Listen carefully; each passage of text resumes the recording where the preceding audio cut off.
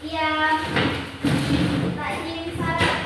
Assalamualaikum warahmatullahi wabarakatuh. Waalaikumsalam warahmatullahi wabarakatuh. Sebelum belajar, marilah kita berdoa. Berdoa dimulai. Bismillahirrahmanirrahim. Raditu billahi rabba wa bil islami dina wa bi Muhammadin nabiyyan wa rasulah. Rabbi zidni ilma warzuqni fahma bi rahmatika ya arhamar rahimin. Baik, karena minggu lalu kita telah belajar tentang Pancasila. Sekarang kita akan membahas yaitu tentang latar belakang lahirnya Pancasila. Latar belakang lahirnya Pancasila. Pada saat itu Indonesia sedang dijajah oleh siapa? Belanda. Jepang. Jepang. Indonesia sedang dijajah Jepang. Lanjut, Jepang menjanjikan kemerdekaan kepada Indonesia sebagai strategi perang melawan sekutu. Terus yang poin ketiga, untuk itu dibentuk BPUPKI, badan apa itu BPUPKI? Badan Penyelidik Usaha-Usaha Persiapan Kemerdekaan Indonesia. Pada tanggal berapa BPUPKI dibentuk? 29 April tahun 1945. Tujuan BPUPKI ada yang tahu? Tujuan dibentuknya BPUPKI yaitu untuk mempersiapkan kemerdekaan. Tokoh besar dalam gagasan BPUPKI ada yang tahu? Insinyur Soekarno, terus Muhammad Hatta, terus Muhammad Yamin. Siapa yang ketuanya? Insinyur Soekarno. Terus setelah perumusan BPUPKI, apa saja yang hasil akhir? Yang tahu hasil akhirnya?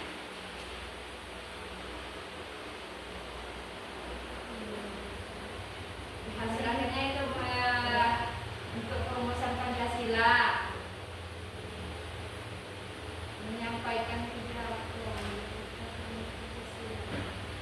Hasil akhir dari BPUPKI itu ada 5 sila yang sekarang kita kenal, yaitu yang pertama kan tentang kebangsaan Indonesia, internasionalisme atau perikemanusiaan, mufakat atau demokrasi, kesejahteraan sosial dan ketahanan yang berkebudayaan, pembentukan panitia 9. Ada yang tahu panitia 9? Siapa ketua panitia 9? Soekarno juga ya.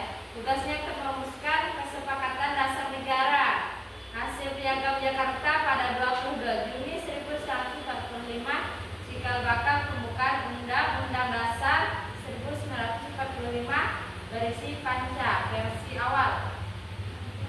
Setelah itu ada perubahan rumusan dan pengesahan Pancasila. Ada yang tahu pada tanggal berapa? Pada tanggal 18 Agustus 1945, sehari setelah proklamasi. Lanjut, Pancasila disahkan secara resmi sebagai dasar negara oleh BPKI.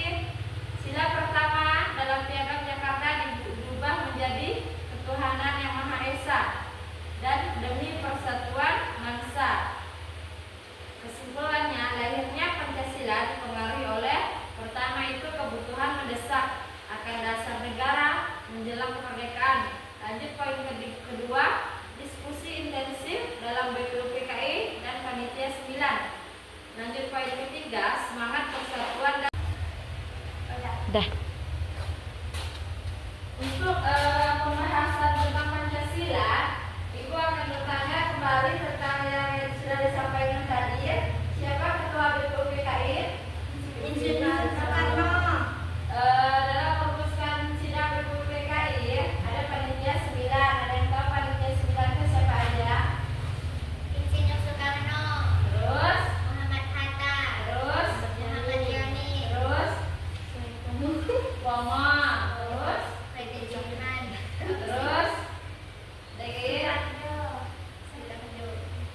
usaha.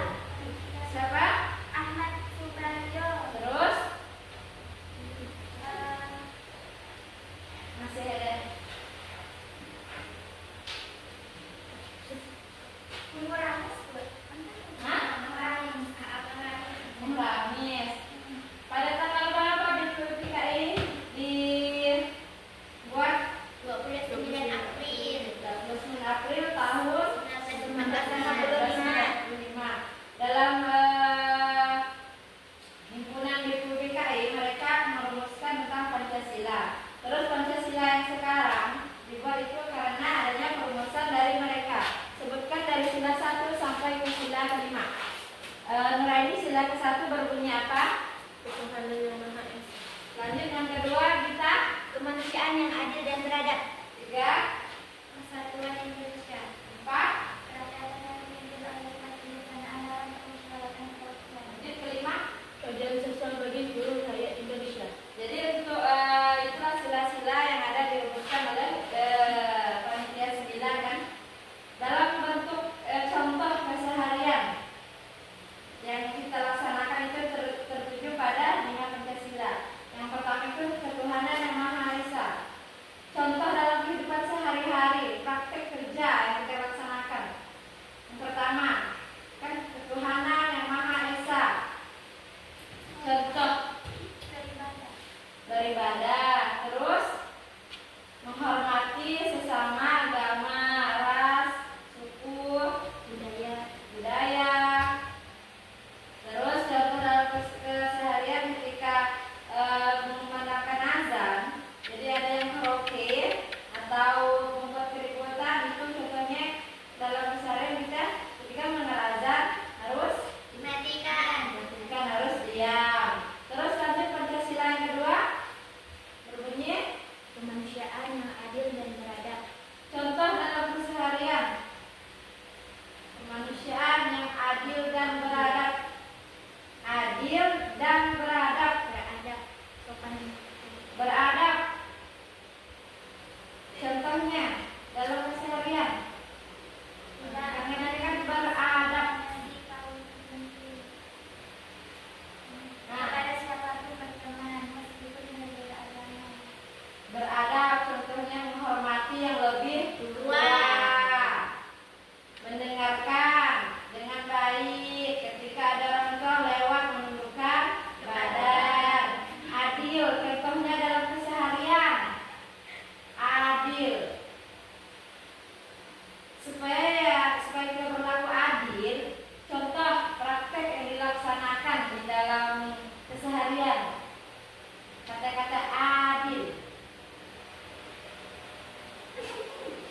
Supaya adil, ya praktek yang kita laksanakan, misalnya dari si A ke si B supaya adil, contohnya Sama rata.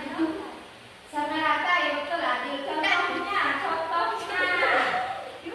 misal adik si A sama si adik B, itu kakaknya punya apa? Contohnya ya bagaimana? Misal si kakak punya adik kan 2. Nah, Terus dia kan beli makanan, beli roti ke dia, jadi dibagi rata. nah betul kan, bagi rata antara si adik si A sama adik si B. Itu penerapan keseharian di sila kedua. Lanjut sila ketiga, Persatuan Indonesia. Persatuan Indonesia, penerapan di dalam masyarakat.